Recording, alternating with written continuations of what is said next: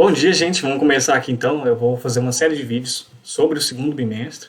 Vou fazer vídeos de assuntos que já passaram, né? Que a gente passou em abril, mas a gente já está em junho. E aí, nessa quarentena, o mês de maio todo ficou para essa avaliação, então acho que a gente ficou muito prejudicado. Então vamos começar aqui. Vou falar daquele primeiro resumo que eu passei sobre a introdução do assunto de calorimetria, que, bom, a gente estava estudando escalas térmicas, né? Celsius, Kelvin, Fahrenheit. E a gente estudou também dilatação. Então vamos falar agora sobre troca de calor, né, que é o próximo assunto de termologia. Então, começando aqui para a introdução, só para relembrar vocês o que é calor. Calor é uma energia que está em trânsito. Isso aí eu já falei várias vezes, que calor é uma energia que flui de um objeto para outro. E é sempre do objeto mais quente para o mais frio. Então eu vou lembrar vocês a unidade de energia, já que calor é energia.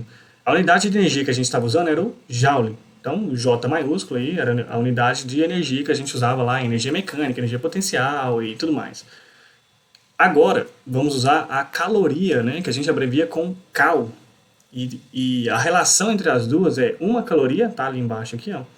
Uma caloria ela é aproximadamente igual a 4,2 joules, tá? Então, o que é essa energia? Por que ela tem esse valor tão específico? Na época que o Joule fez os experimentos, ele usou água e pás e fios e blocos para aquecer uma água. A ideia era bem simples. Ele deixava de fora cair um bloco, certo? Cair um bloco.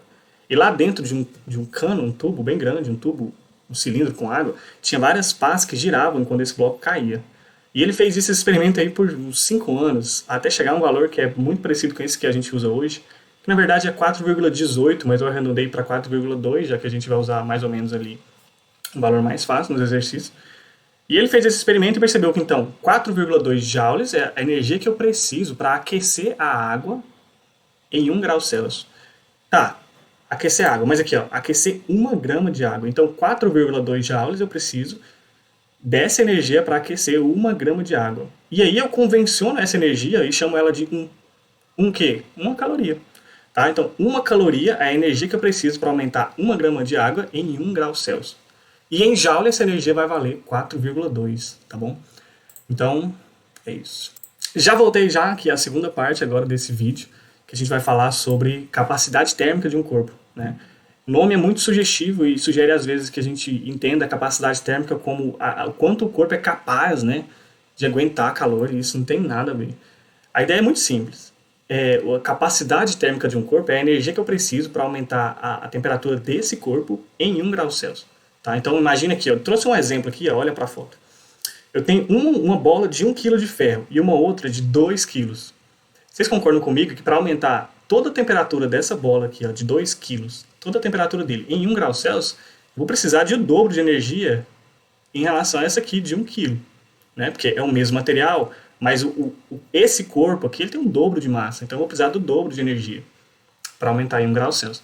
Então a ideia é essa, ó, representa a quantidade de calor necessária para que a temperatura do corpo varie de 1 grau Celsius. Então, ou seja, eu forneço calor, né, que é a letra Q, e eu divido pelo quanto variou a temperatura desse corpo. E isso eu chamo de capacidade térmica.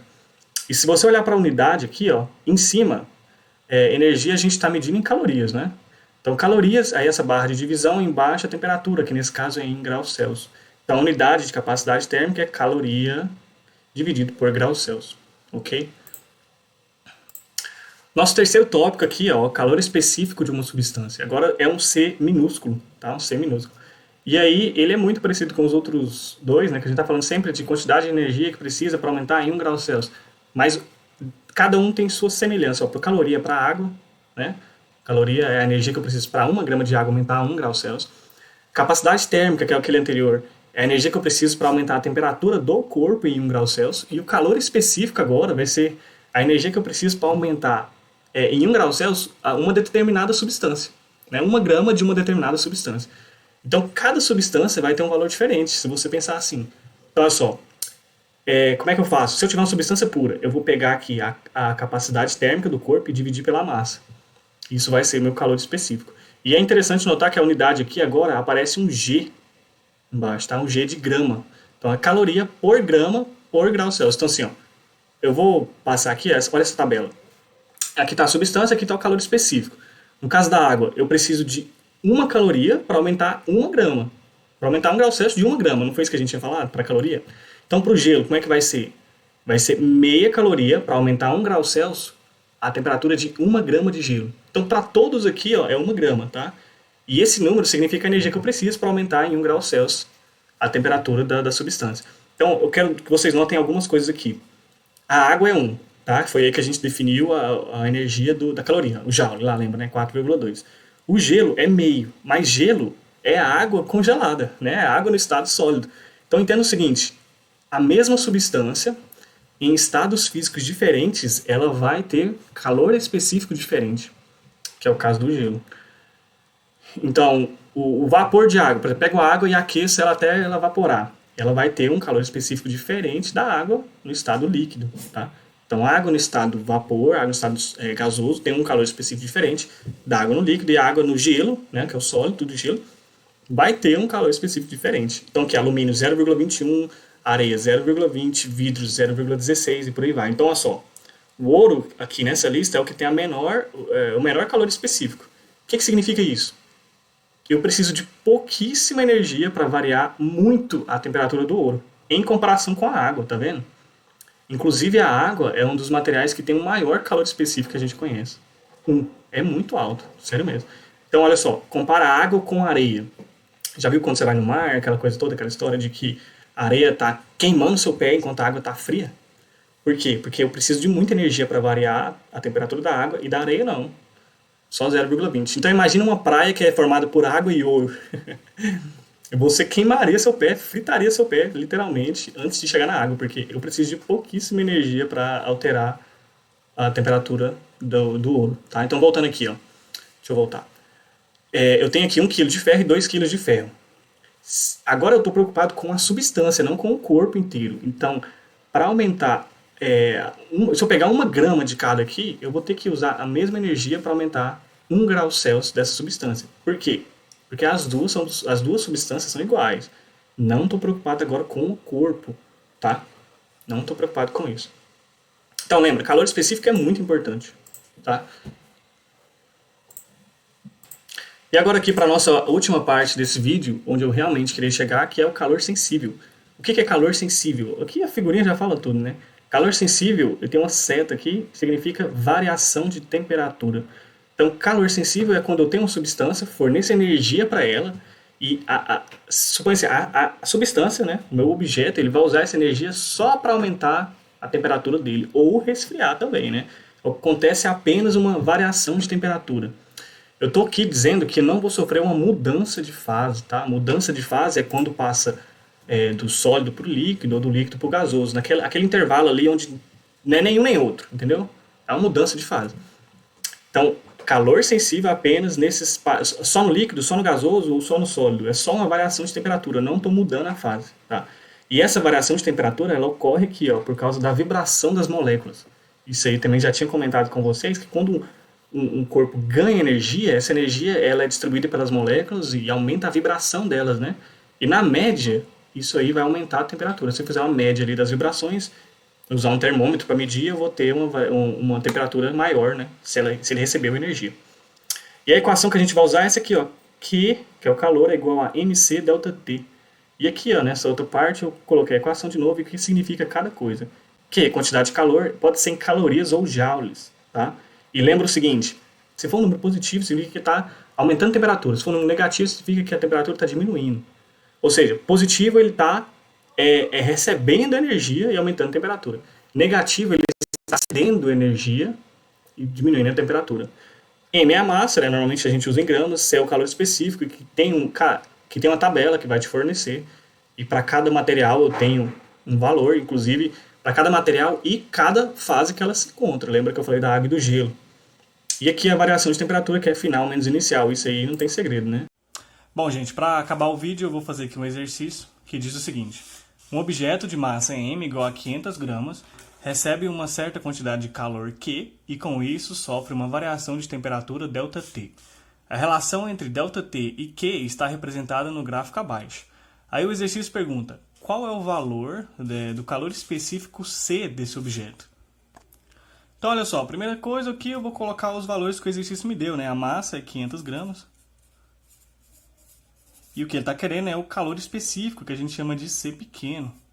Calor específico. E ele me deu esse gráfico aqui, ó. Vamos olhar muito bem para esse gráfico. Veja que o calor, né, a reta do calor está em kJ. Lembra que é o quilo? Quilo é 1000, né? Então aqui é 80, 80 o quê? 1000. 120, 120 mil, e no caso a unidade é o joule. A variação de temperatura está apenas em graus Celsius, então aqui é 60, 40, tranquilo, né? Para eu achar aqui o C, eu tenho duas equações. Eu posso usar aquela equação que a gente viu lá no começo, né, no segundo tópico, que era C grande, esse caso aqui é a capacidade térmica, que era igual ao calor dividido pelo ΔT. Aí eu uso valores do gráfico, acho a capacidade do corpo, né, a capacidade térmica do corpo, e depois substituo aqui nessa equação, da equação do tópico 3, onde o C grandão, quando divido pela massa, vai me dar o C pequeno. Ou eu posso usar aquela última equação, a principal equação da calorimetria, que me diz o seguinte: Q é igual a mc ΔT. E aí, isolando o C aqui, eu já acharia direto, né, o C, sem precisar usar outra equação para achar ele. Então, olha só, vou passar esse M e esse ΔT que está multiplicando, dividindo o Q. Então, Q aqui embaixo vai ter M vezes ΔT. Então, vamos usar essa daqui, né, usar valores do gráfico aqui, substituir e ver quanto vai dar. Então, vejam bem, eu tenho um gráfico, certo? Então, eu posso pegar aqui qualquer ponto desse gráfico, desde que eu siga uma ordem, né? Vamos supor que eu quero pegar esse ponto aqui, ó. Nesse ponto, quanto vale o calor, né, a energia? 80. 80 o quê? 80 mil. E no caso, a variação de temperatura é 40. Então, vamos usar esse ponto. O ponto onde o Q, aqui, ó, Q vai valer, no caso, é 80 mil. Então, 80 mil. A massa, a gente sabe que é 500, então vou colocar aqui 500. E a variação de temperatura, nesse caso, 40, né? Então, muita atenção nessa hora aqui, que eu vou cortar vários zeros. Esse zero eu vou cortar aqui. E esses dois, mais esses dois. Então, vamos ver o que sobrou. Calor específico vai ser 80 em cima e embaixo ficou 5 vezes 4. Quanto que é 5 vezes 4? 20, né? Então, 80 em cima, 20 embaixo. Eu vou cortar aqui mais zeros. Vai ficar 8 dividido por 2. Quanto é 8 dividido por 2? 4. Né? Agora eu tenho que saber o seguinte. Qual é a unidade? Veja, a unidade tem que corresponder com essas medidas aqui, ó. O calor, ele está em joule, né? Q está em joule, então vai ser joule em cima, dividido por M é a massa. Nesse caso, a minha massa está em gramas. E a variação de temperatura em graus Celsius. Então, a resposta é essa, 4 joule por grama graus Celsius. Então, esse é o calor específico do objeto desse exercício, tá? Muito obrigado.